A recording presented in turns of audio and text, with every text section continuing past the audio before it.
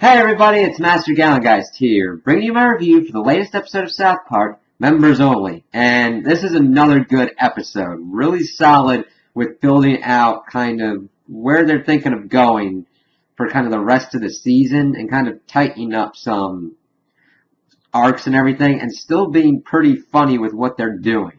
So it starts out at Tom's Rhinoplasty, and of course we see Bannon, the appointment that Garrison's making, and his transition to a more kind of presidential look. I thought that was a pretty kind of funny joke with what they were going with, since Garrison has been a man, been a woman, back to a man, and then kind of transitioning Garrison into the kind of supposed presidential look for what he's supposed to have. And that was really well done with his running mate Caitlyn Jenner coming in and seeing the Darth Vader apparatus that he uses to take off his helmet and all that, and seeing the gold hair wig come down and him talking about how this is my stank face and all that. And it was just really well done, kind of solidifying Garrison into the dick role that we know he's going to have to take. And it was just like, alright, well, let's see where this goes.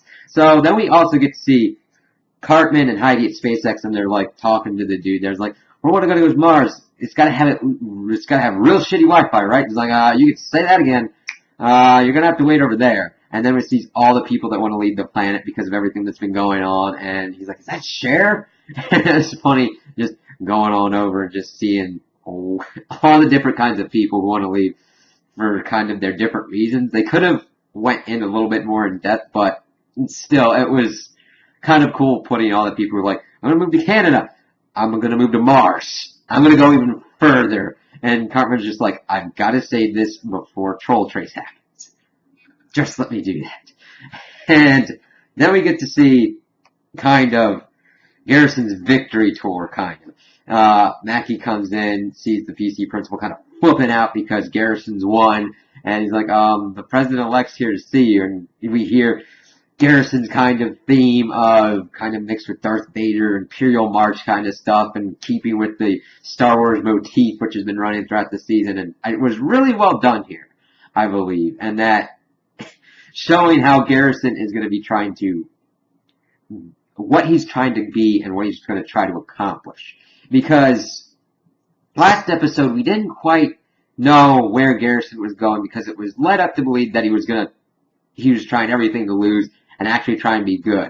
And then the member berries thing happened, and he wasn't quite himself then. And this seems more like they've just amped up all of his tendencies to be an asshole and just let him run wild. Because he's talking to the PC principal, asserting his new power, and talking about how his dick's dry and that he would need someone's saliva to wet it, i.e. telling him to suck him. And it's like, yeah, that's exactly where Garrison would go. He would flaunt his power and pretty much be like, suck my dick. And this joke worked because they didn't overplay it. At first, once it started continuing on later in the episode, I'm like, oh god, please just know when enough is enough and just stop it where it was needed. And they did. They didn't overplay it too much. It was done in just the right amount, I think. Before, that one could have been one that I think would have just been like, okay, we understand that he's won. He wants people to suck his dick. Use it in important parts and move on. And they did just that in this episode. And then we get to see kind of more coalescing of what we're thinking the member berries are doing. We saw this club that had, of course, the members only thing, and then we see the member berries rolling up out of nowhere. And they go into a speakeasy kind of place and meet with a kind of Don Corleone kind of character. They're like, okay, we won the election, we poisoned the drink, we got this. It's like, okay, what's your whole kind of game plan here? Kind of actually seeing an actual member berry, kind of plotting this out, kind of gives us more of an antagonist to figure out what's going on and also see the funny things that they're going to be doing to initiate their plan. Because I thought it would be more that J.J. Abrams would be the kind of member berry head, but we don't. He evidently is probably one that's been infected by these member berries. And seeing them kind of all different and all that, in the speakeasy kind of led to believe that it's kind of a collective, but yet not everybody's on the same intellectual level. This dude's the one kind of pulling the strings, trying to get to a certain point. And then we got switched off to Gerald as he is trying to get out of his troll trap. And it's funny because he's like, I can get out of here, it wasn't me. And the trolls are like, we got screwed, man. The government screwed us. And then the head of the Danish troll trace program is explaining it to him that they were pretty much tricked by their government, and that troll trace's true thing is to pretty much get it to like the Danish kind of place. Set the world on fire, panic, war, all that, and then get rid of all the secrets so that everybody's singing and happy and everything's okay. And it's like, okay, that is a very extreme way to get to that place, and kind of, I like it, because you would at first be rooting for the Danish, because it's like, these trolls are being stupid, but then once you see it's like, no more secrets at all, it's like, okay, and setting the whole world to war, it's like, okay, that's going a little bit too far, we gotta kind of rein that back. And then, of course, that factors into Garrison, as, of course, he's still doing his victory lap in a grocery store, and pretty much trying to go after people that have wronged him and be like, yeah, I'm in prison. Fuck yeah. And then it's like, okay, we need you at the Pentagon, sir. It's like, okay, sure. And that's, it's just really kind of leads to some interesting situations with Garrison. So then we get to Gerald trying to get his way out of this trap. And, of course, he is a dick about it and uses a way to get to Ike's computer, calls him on it, and pretty much tries to make it so that Ike looked like he was Skank Hunt 42 and pretty much take the fall for him. And he's like, don't worry, son, I'll pay you back for this. And, of course, it's like he's going on the message board, doing all this stuff, and his mom comes in and starts freaking out, and, of course, they call Gerald to kind of hash this out, and then Gerald's like, oh, really? Put Ike on the phone. He's like, okay, just act like, I'm yelling at you, Ike. And Ike's like, no! And it's like, Ike knows that this is bullshit. Even when it's going on. I love that how young Ike is. He can call that bullshit. Like, no, why the fuck would I take the fall for you, man? And, of course, he then chooses to go along with it. And, of course, Gerald's still doing this to try and get his way out and try and show that he's not the troll that did everything. It's like, they've already got you. They've already got Troll Trace. This would be a cursory effort at best to try and fool them, and they wouldn't be able to be fooled if Troll Trace actively does what it's supposed to do.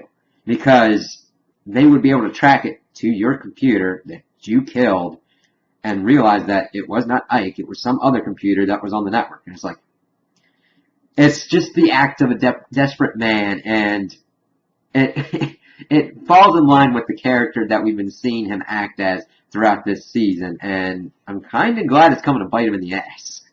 So, that's kind of that with all the trolls at the moment. Then we get to see Cartman and Heidi, and they're like, oh, we'll miss everyone, and it'll be sad and all that, but we'll be good on Mars and all this. And then Butters comes, and evidently Bill Clinton was able to get through to him, and he's changed now. He's now more kind of like the Cartman change. And Cartman's calling him out like, no, you can't just go from being a chauvinist asshole to a feminist, which is exactly what Cartman did. And then seeing how Butters, in his innocence, is actually liking the stuff and liking the humor and all that from Heidi and women and all that.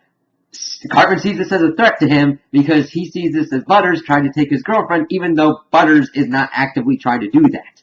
It's just funny that was the kind of impetus to kind of see evil Cartman, true Cartman kind of come out and see those kind of facial expressions like, you son of a bitch, I will get you. And it was just like, oh my god, what's going on? So, then we get to see the member berries going in and kind of taking over the White House. We're like, what's going on here? What's their kind of game plan? And it was kind of short. It's like, okay. And then we get to see Ike doing and figuring out the repercussions of everything that's going on with this, and he's not really happy. And it's just crazy.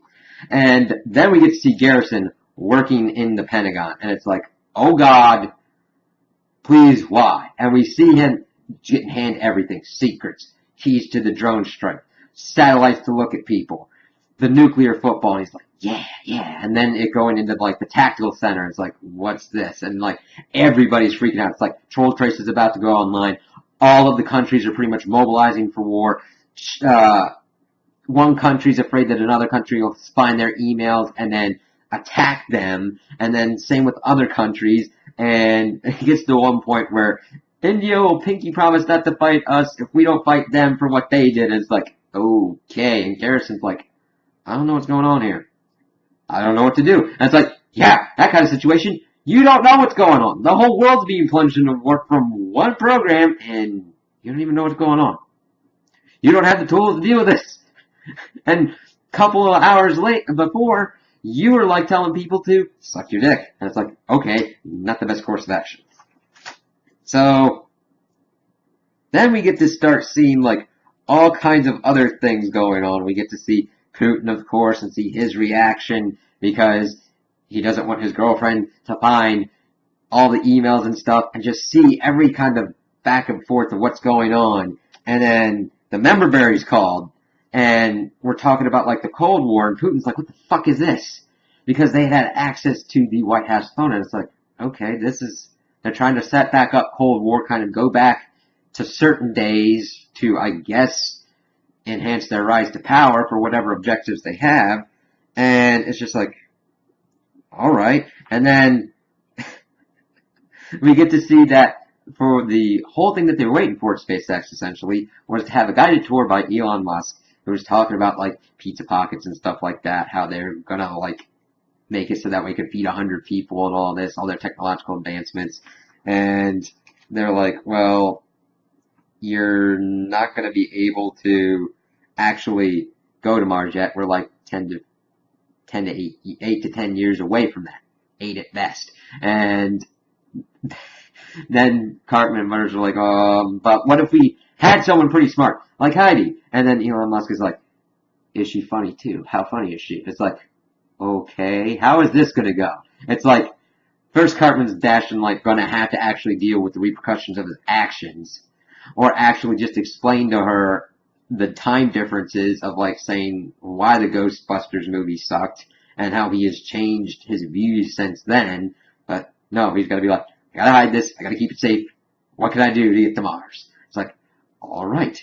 And we also got to see Garrison getting a phone call from Britain explaining, don't eat the member berries because everything's going to shit there because everybody ate the member berries. And of course Garrison doesn't understand what's going on and says, well, screw you, man, I'm gonna make you suck my dick. And then hangs up the phone. It's like, they ate the member berries, so good luck with that.